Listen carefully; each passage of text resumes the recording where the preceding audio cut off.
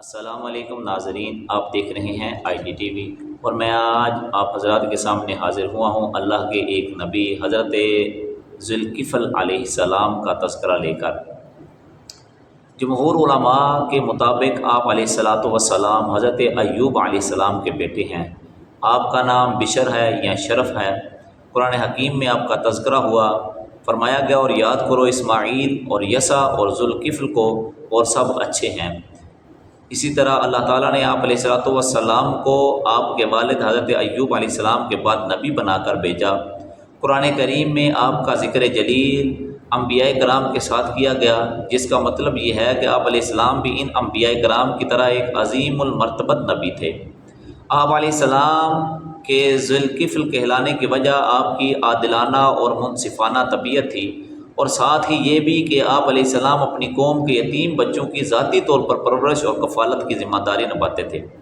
بیوہ عورتوں، غریبوں، محتاجوں پر رحم فرماتے، اس لیے آپ کو ذوالکفل کہا جانے لگا۔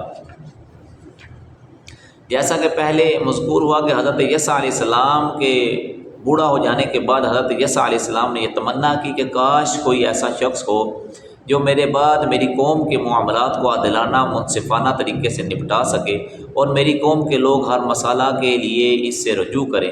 چنانچہ حضرت یسع علیہ السلام نے 3 شرائط عائد کی کہ جو شخص دن بھر روزہ رکھے، رات بھر نوافل ادا کرے اور کبھی غصہ نہ کرے، میں ایسے شخص کو اپنا نائب بناؤں گا۔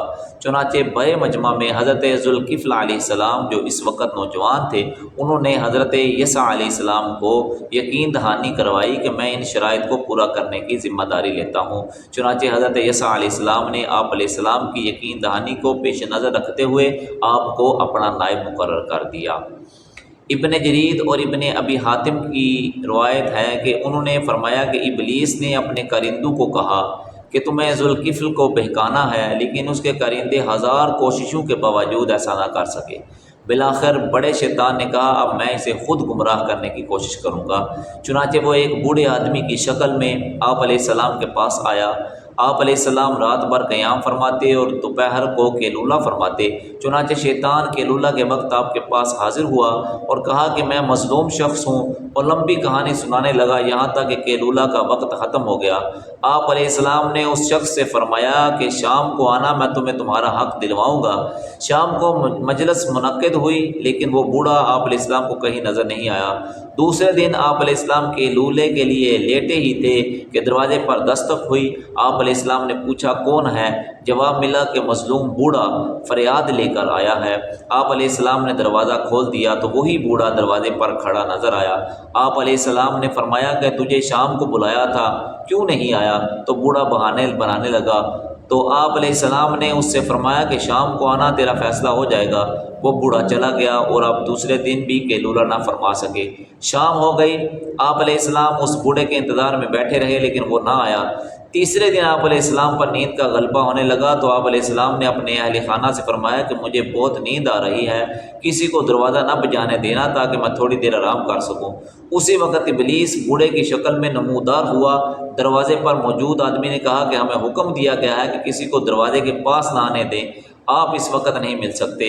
ابلیس نے ہر ممکن کوشش کی، بالآخر اس کی روشن دان پر نظر پڑی، وہ اس میں سے گھس کر اندر داخل ہو گیا۔ آپ علیہ السلام اس آواز سے جاگ گئے اور بوڑھے پر نظر پڑی۔ آپ علیہ السلام نے دروازے پر موجود دربان سے فرمایا کہ میں نے تم سے کہا تھا کہ کسی کو نہ آنے دینا۔ تو دربار نے کہا حضور یہ دروازے سے نہیں آیا، یہ دیکھیے کس راستے سے آیا ہے۔ آپ علیہ السلام نے بوڑھے کو دیکھا اور اسے پہچان لیا اور سمجھ گئے کہ یہ مردود شیطان ہے۔ آپ علیہ السلام نے فرمایا کہ تو ہے دشمن خدا، یعنی تو شیطان ہے۔ تو کہنے لگا کہ آپ نے میری حال چال ناکام بنا دی، میں نے سب کچھ کیا، لیکن نہ ہی نیند آپ پر غلبہ پا سکی اور نہ ہی آپ غصہ میں آئے۔ تو حضرت ذوالکفل علیہ السلام تمام عمر جو ہے وہ ملک شام میں رہے اور دین حق کی تبلیغ کرتے رہے۔